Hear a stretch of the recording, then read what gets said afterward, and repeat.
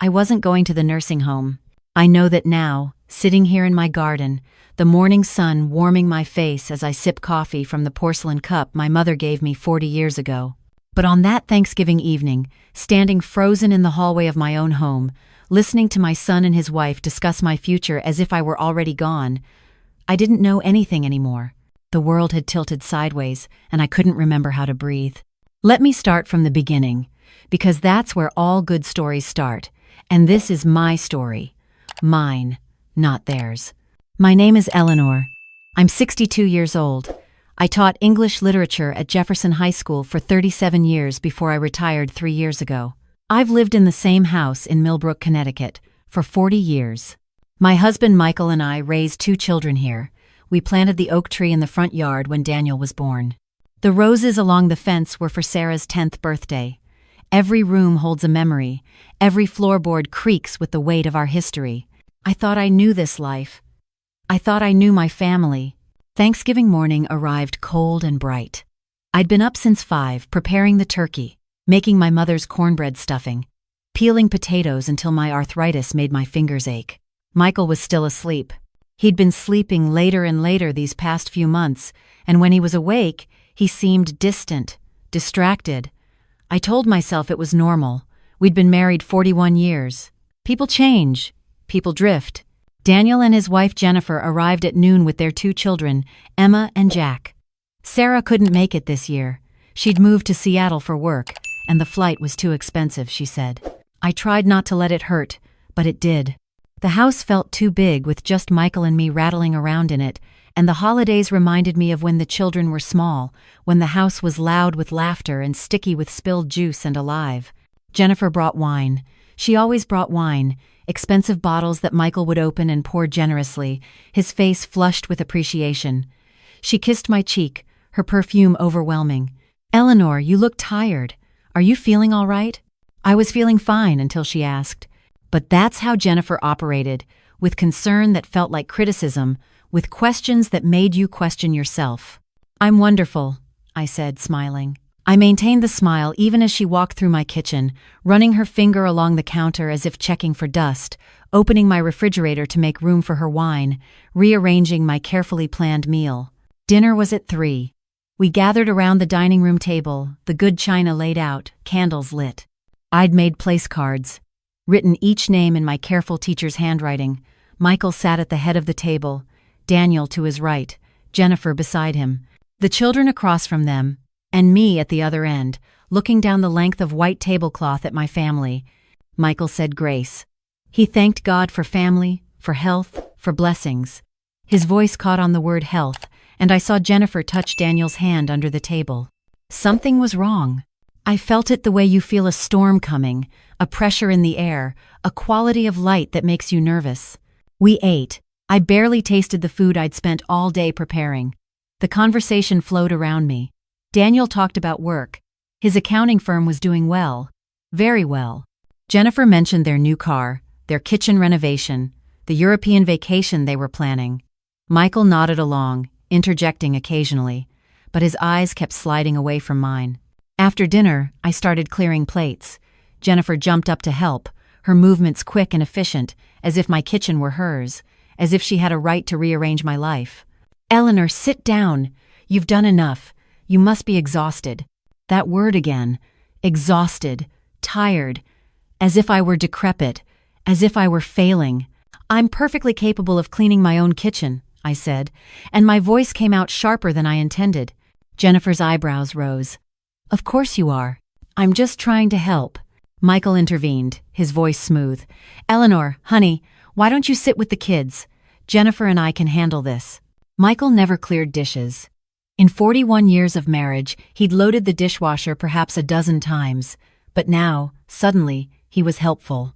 Now, when Jennifer was here, I went to the living room where Emma and Jack were on their tablets, their faces glowing blue in the dimming light. I tried to talk to them, but they gave me distracted answers, their attention elsewhere, 8 and 10 years old, and already lost to their screens. I needed something from the upstairs hall closet. I don't remember what now. A blanket, maybe. I was cold, and the house suddenly felt unfamiliar, as if I were a guest in my own home. I climbed the stairs, my knee protesting. At the top, I heard voices from the study, Michael's study, where the door stood half open. I wasn't trying to eavesdrop, but I heard my name, and I stopped. "She's getting worse, Michael. You can see it. She's forgetting things. She left the stove on last week." Jennifer's voice, low and serious. "I know." Michael sounded defeated. "Sad. I found her in the garden at 2 a.m. last month. She said she was planting bulbs, but she was just standing there in her nightgown. I had been planting bulbs. I couldn't sleep, and the full moon was so bright, and I'd wanted to see the tulips bloom in spring. But the way he said it made it sound like madness. She needs more help than you can give her," Jennifer continued. "Daniel and I have been researching facilities. Brookside Manor is excellent, very comfortable. We could have her moved in by Christmas." Moved in. By Christmas. 3 weeks away. "What about the house?" Michael asked. "We'll sell it, obviously. Daniel's already talked to a realtor. With this market, it should go quickly. The proceeds can cover the facility costs, and the rest we can split. Sarah will get her share too, of course." "And what do I tell Eleanor?" There was a pause. When Jennifer spoke again, her voice was gentle, the way you speak to a child. "Michael, she won't understand. You said yourself, she's not herself anymore. This is the kindest thing. You're not abandoning her. You're making sure she's safe." I don't remember walking back downstairs. I don't remember the rest of that evening. I remember smiling. I maintained the smile as they left, as Jennifer hugged me and said, "Take care of yourself, Eleanor," as Daniel kissed my cheek and told me dinner was wonderful, as Michael closed the door behind them and turned to me with an expression I couldn't read. "I'm going to bed," I said. My voice sounded normal, calm. "Eleanor, we should talk." "I'm tired," I said, and I saw something flicker in his eyes. Relief, maybe, or guilt. I went to our bedroom and closed the door. I didn't sleep. I lay in the dark, listening to Michael move around downstairs, hearing him eventually climb the stairs and go into the guest room. When had he started sleeping there? 2 weeks ago? 3? I hadn't noticed, too wrapped up in my own routine, my books, my garden. I wasn't losing my mind. I knew that with absolute certainty. But they thought I was, or they were pretending to think so. And in that moment, lying in the dark of my own bedroom in my own house, I understood that it didn't matter what was true. It mattered what they could make others believe. I didn't cry. There was no room for tears. There was only room for strategy. In the morning, I made breakfast. Scrambled eggs, toast, fresh coffee. Michael came downstairs warily, as if I might explode. I smiled at him, warm and familiar, and I saw him relax. "Good morning, honey. Did you sleep well?" "Fine," he said, surprised. "You?" Like a baby. We ate in silence. I watched him over the rim of my coffee cup, this man I'd spent more than half my life with, and I tried to see when he'd become a stranger. When had love turned to convenience, turned to this cold calculation? After breakfast, I said I was going for a walk. I'd always walked every morning, 3 miles through the neighborhood, rain or shine. It kept me healthy, kept my mind clear. I put on my coat and gloves and stepped out into the November cold. But I didn't walk my usual route. I drove to downtown Millbrook, to the office of Patricia Hughes, the attorney who'd handled my retirement paperwork. Patricia was in her 50s, sharp and efficient, with gray hair she wore in a sleek bob. She looked up when I entered, surprise flickering across her face. "Eleanor, this is unexpected. Is everything all right?" "I need help," I said simply, and I told her everything. She listened without interrupting, her expression growing more serious. When I finished, she leaned back in her chair and steepled her fingers. "Do you have documentation? Medical records showing you're competent?" "I see Dr. Morrison every 3 months. I had a complete physical last month. He said I'm in excellent health for my age. We'll need that. We'll also need to secure your assets. If your husband has power of attorney." "He doesn't. We never set that up." Patricia nodded. "Good. That's good. But if he tries to claim you're incompetent, if he petitions for guardianship, Eleanor, this could get ugly." "It's already ugly," I said quietly. "I just want to protect myself." We spent 3 hours in her office. She made calls, drafted documents, explained my options. By the time I left, I had a plan. It wasn't revenge. It was survival. I stopped at Dr. Morrison's office on the way home. His receptionist squeezed me in between appointments. Dr. Morrison had been my doctor for 20 years, a kind man with unruly white hair and gentle hands. "Eleanor," Patricia Hughes called. She explained the situation. "I have to say, I'm shocked. Michael always seemed devoted." "People change," I said. "Well, you're not changing. Your cognitive function is excellent. Your memory, your reasoning, your judgment, all perfectly normal. Better than normal for your age, honestly. I'll document everything. If this goes to court, I'll testify." "Thank you." "Eleanor, are you sure you want to stay in that house? If he's planning this." "It's my home," I said simply. "I'm not leaving." The next 2 weeks were strange. I moved through my days as if nothing had changed. I cooked, I cleaned, I tended my garden, cutting back the last of the autumn flowers, preparing the beds for winter. Michael watched me. I could feel his eyes on me, assessing, judging. Jennifer called daily. Sweet, concerned calls. "How are you feeling, Eleanor? Are you remembering to take your vitamins? Michael says you've been forgetting things." "I feel wonderful," I'd say, my voice bright. "Never better." I could hear the frustration in her silence. Daniel came by one afternoon, unannounced. He found me in the garden, kneeling on a foam pad, planting spring bulbs. His shadow fell across me, and I looked up, shielding my eyes against the weak winter sun. "Mom, what are you doing?" "Planting tulips. They'll be beautiful in April." "It's December. It's freezing." "December is the perfect time for bulbs. They need the cold to bloom properly. Don't you remember? I taught you this when you were little." He shifted uncomfortably. "Mom, Dad and I need to talk to you about something. Can you come inside?" "Of course, honey. Let me finish this row." I took my time, pressing each bulb into the cold earth with care.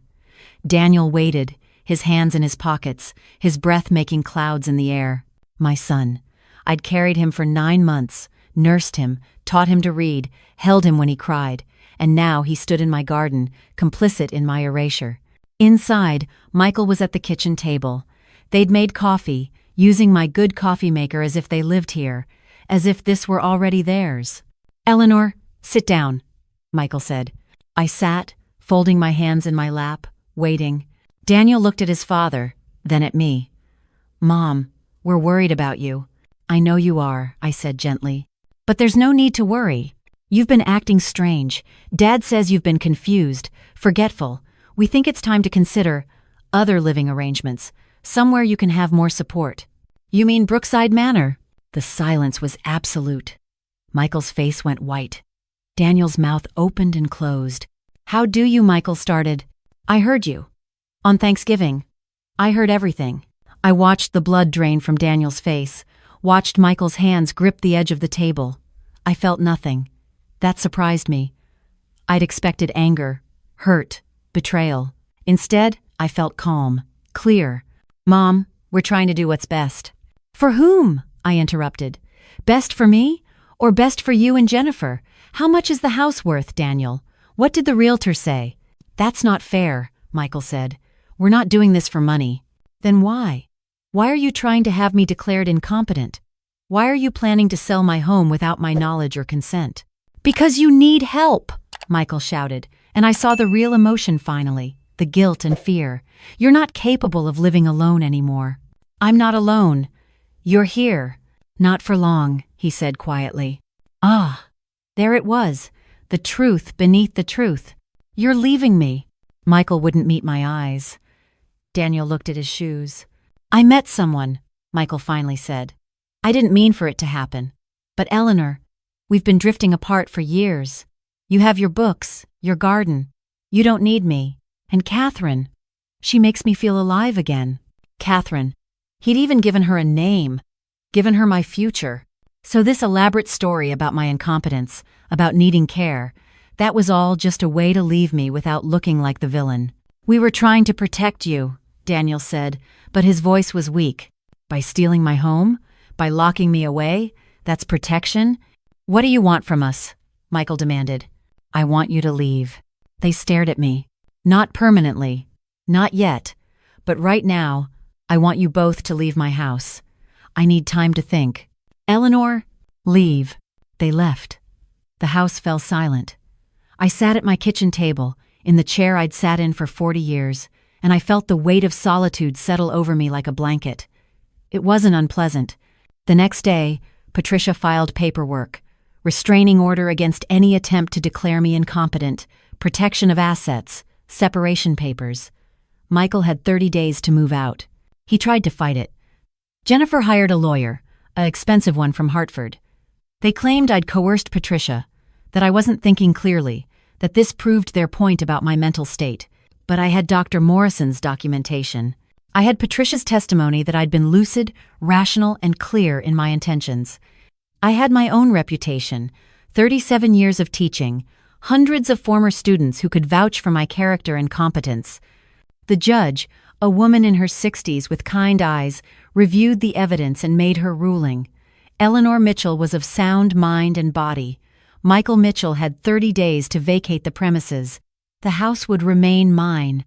The assets would be divided fairly, but I would not be declared incompetent. I would not be sent to Brookside Manor or any other facility against my will. Michael moved out on a Tuesday. Catherine came to help him pack. She was younger than me, but not by much. Late 50s, well-dressed, her smile uncertain when she caught me watching from the kitchen window. I didn't confront her. What was the point? She wasn't the problem. She was just another woman who thought Michael was worth having. Daniel didn't speak to me for 6 weeks. Jennifer called once, angry, accusing me of ruining their financial plans, their future. I hung up mid-sentence. Sarah flew home from Seattle. She'd heard about the divorce from Daniel, and she was furious. Not at me, but at them. She stayed for a week, sleeping in her childhood bedroom, helping me sort through 40 years of shared possessions. "I can't believe Dad did this," she kept saying. "I can't believe Daniel went along with it." "People do what serves them," I said. "It's not personal." "Of course it's personal, Mom. They tried to steal your life. But they didn't succeed. That's what matters." The divorce was finalized in March. Michael got half the savings, his pension, his car. I kept the house, my pension, everything else. It was fair. Fair in a legal sense, anyway. Nothing about it felt fair emotionally, but emotions don't hold up in court. The first night I spent alone in the house, truly alone, knowing Michael was gone permanently. I walked through every room. I touched the walls, the furniture, the windowsills. I stood in the garden as the sun set, watching the tulips I'd planted that December afternoon push through the cold earth, their green shoots determined and strong. I wasn't afraid. I'd thought I might be, but I wasn't. The house felt peaceful. Mine. For the first time in months, I could breathe. 6 weeks after the divorce, Daniel called. His voice was hesitant, apologetic. "Mom, I was wrong. We were wrong. I'm sorry." "Thank you for saying that. Can I come see you? Can we talk?" "Not yet," I said gently. "I need more time." "I understand. I just want you to know, I never wanted to hurt you." "But you did," I said. "You did hurt me, and I need you to understand why what you did was so wrong before we can move forward." He was quiet for a long moment. "Okay, I'll wait." "But Mom, I love you." "I love you too, Daniel. That's why this is so hard." I planted a vegetable garden that spring. Tomatoes, peppers, zucchini, herbs. I joined a book club at the library. I started volunteering at a literacy program, teaching adults to read. I drove to Seattle in June and spent 2 weeks with Sarah. We hiked and talked and cried and laughed, and slowly, painfully, we rebuilt our relationship, the two of us, without the weight of everyone else's expectations. Michael married Catherine in July. I heard about it from a neighbor who thought I should know. I sent them a card. No hard feelings, just a simple congratulations. I meant it. I didn't want him back. I didn't want to punish him. I just wanted to live my life. Daniel and Jennifer came to visit in August. The conversation was awkward, stilted. Jennifer apologized, her words careful and rehearsed. Daniel cried, which surprised me. "We're working on it. Slowly. Trust isn't rebuilt in a day." I'm 62 years old. I live alone in a house I've lived in for 40 years. I teach reading to adults who never learned, who come to the library every Tuesday and Thursday with determination in their eyes. I tend my garden. I read my books. I have coffee with friends. I visit Sarah twice a year. I'm not lonely. That's what people assume, that a woman my age living alone must be lonely. But there's a difference between alone and lonely. I'm learning that difference day by day. The tulips bloomed in April, just as I knew they would. Red and yellow and white, a riot of color against the brown earth. I cut some and brought them inside, arranging them in the blue vase my mother gave me. They lasted a week, bright and brave, and when they faded, I planted more bulbs for next year. Truth sets you free. Someone commented that once on a video. And I think about it often. It's true, but not in the way you might expect. The truth didn't set me free from Michael or Daniel or the threat of Brookside Manor. I set myself free. The truth was just the tool I used, the weapon I wielded with precision and care. I maintained the smile through Thanksgiving dinner. I maintained it through the following days, through the plotting and planning, through the moment I walked into Patricia's office and reclaimed my agency. But eventually, I stopped smiling for others and started smiling for myself. That's the real ending to this story. Not the divorce or the legal victory or the garden blooming in spring. The ending is me, 62 years old, sitting on my porch with coffee and a book, watching the sun rise over a life that is finally, completely mine. I wasn't going to the nursing home. I'm not going to the nursing home. I'm staying right here, in my house, in my garden, in my life. And that, more than anything else, is the happiest ending I could have asked for.